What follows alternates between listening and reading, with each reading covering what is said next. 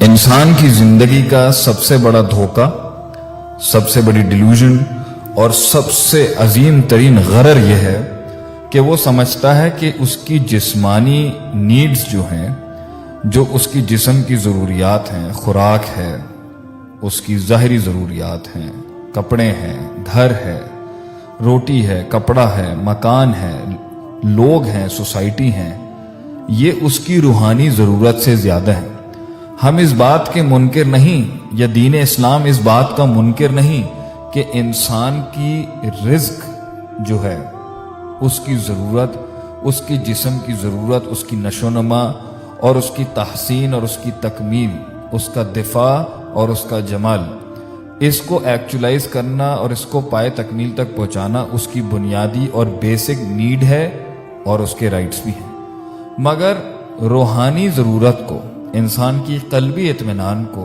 उसके रूहानी सुकून को, जिसका ताल्लुक उसकी ज़हनी करार के साथ है, ज़हनी राहत के साथ है, क़ल्बी सुकून के साथ है, इसको माइनस करके या इसकी नफ़ी करके इंसान नहीं रहता, तो इंसान सुकून में कैसे आएगा। अल्लाह ताला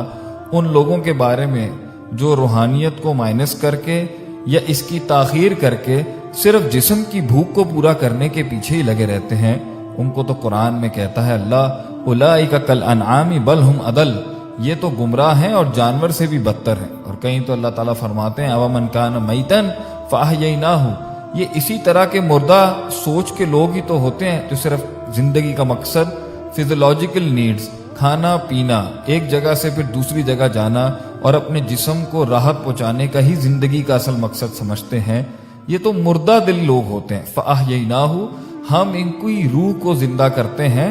हिदायत के साथ, जिसको अल्लाह चाहता है। आज से पहले 1943 में एक साइकोलॉजिस्ट था जिसका नाम इब्राहिम मैस्लो था।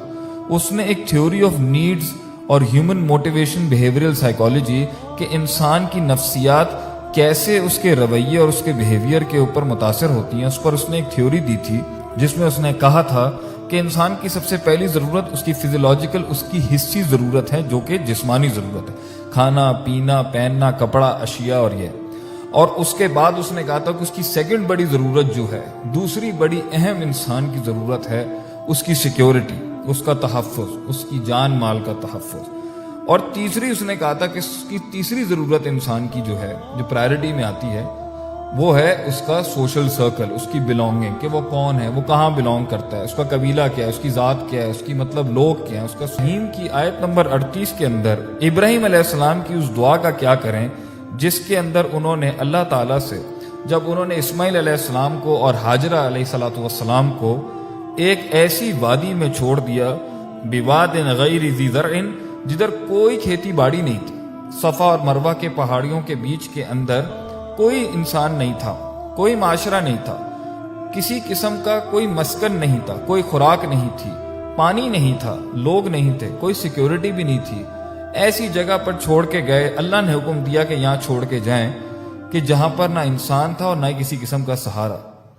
तो उस वक़्त आपने अल्लाह से एक दुआ की, ऐसे आलम के अंदर जहां इंसान को पता है कि मेरे बीवी बच्चे, ना उनके पास कोई लोग हैं, ना तहफ़्फ़ुज़ है, ये सारी हायरार्की और नीड्स जो मैस्लो ने कही कि पहले जिस्म की जरूरत है, वो नमाज कायम करे, स्पिरिचुअलिटी, दीन, ताल्लुक बिल्लाह, अक़िमिस सलात अल ज़िक्री, नमाज को कायम करना अल्लाह की याद के लिए, स्पिरिचुअल नीड्स, रिलीजियस नीड्स, अल्लाह से क़ुर्ब पहले लाए हैं वो। फ़जअल अफ़इदतम मिनन नासी तहवी इलैहिम, और फिर तू लोगों के दिलों को इनकी तरफ माइल कर दे। माशरत, यहाँ पर मक्का बनना था और फिर यहाँ हज का सीजन आना था, और फिर देखें पूरी दुनिया से लोग आज उस जगह पर आते हैं। दूसरी चीज जो आपने डिमांड की, अल्लाह की अगर दीन है, रूहानियत है, तेरे से ताल्लुक है, तेरे से कुर्ब है, जिंदगी का मकसद है, आखिरत है, जन्नत है, जहन्नम का कॉन्सेप्ट है, नबियों की मार्फत है, तेरी मार्फत है, तेरी इबादत की मार्फत है, तो तू इन्हें माशरत भी दे। इससे यह भी साबित होता है कि मुसलमान एंटी सोशल लोग नहीं है। हम लोगों में, सोसाइटियों में रहना चाहते हैं, मगर दीन को पहले प्रेफर करके, रूहानियत को पहले प्रेफर करके, डिवाइन कॉन्सेप्ट्स को पहले प्रेफर करके, फिर दूसरी चीज मांगी, वो थी क्या, या अल्लाह इनको माशरत भी देंगे। इंसान जो है वो अकेला इस दुनिया में तन्हा जिंदगी नहीं गुजार सकता। वर्ज़ुक़हुम मिनस समराती, और फिर तीसरे लेवल पे जाके आपने कहा या अल्लाह इनको समरात, रिस्क और खाने पीने की अशिया भी अता फरमा यहाँ पर, क्योंकि इन्होंने जिंदा रहना है, लअल्लहुम यशकुरून, ताकि तेरी ये सारी नेमतों का वो शुक्र अदा करें। اللہ کے نبی ابراہیم علیہ الصلوۃ والسلام کی اس دعا سے پتہ چلتا ہے کہ ٹھیک ہے ایک لیول تو ہے کہ انسان کی بیسک نیسیسٹی فزیولوجیکل نیڈز ہیں، اس کی ذاتی ضروریات ہیں، پھر اس کے بعد اس کا تحفظ ہے، پھر اس کے بعد اس کا جو ہے وہ معاشرت ہے، پھر معاشرت کے بعد اس کا دین ہے، روحانیت ہے، مگر اعلیٰ ترین قوموں کا اور میکسیمائز آپٹیمائز ورژنز کی قوموں کا اور ایکچولائز ورژن کی قوموں کا، اور وہ قومیں جو دنیا میں قیادت بھی کرتی ہیں اور وہ انسان بھی جو دنیا میں قائد بنتا ہے اور نیچے سے اٹھ کے اوپر کے لیول پر آتا ہے، اس کی پہلی ضرورت روحانی ضرورت ہوتی ہے، پھر معاشرت ہوتی ہے، اور پھر وہ رزق اور پیٹ کے ان مسائل کی طرف جاتا ہے جس کی وجہ سے انسان اللہ کا انکار بھی کرتا ہے اور جس کی وجہ سے اس دنیا کی اپنی ضرورت سے زیادہ نیڈز کو کراس کر کے وانٹس پر جب جاتا ہے اور ڈیزائرز اور شہوات کے پیچھے لگتا ہے تو پھر دین بیداری آتی ہے، پھر اس دنیا کی زندگی کے اوپر، اس مچھر کے پر جیسی زندگی کے اوپر، اس مچھر کے پر جیسی دنیا کے اوپر جسے سجن المومن کہا گیا ہے کہ مومن کا قید خانہ و جنت الکافر کہا گیا ہے، جسے جناح بعوضہ کہا گیا ہے کہ یہ مچھر کے پر سے بھی زیادہ قلیل ہے اس کی حیثیت اللہ کے ہاں، انسان اس کو بڑا بناتا ہے اور روحانی قرآنی شرعی زندگی سے دور بھاگتا ہے۔ اللہ تعالی ہمیں ابراہیم علیہ الصلوۃ والسلام کی اس دعا کے مصداق میں اپنی دینی روحانی تعلق باللہ کی ضرورت کو سب سے پہلے پرائرٹی اور ترجیح دینے کی توفیق عطا فرمائے، آمین یا رب العالمین۔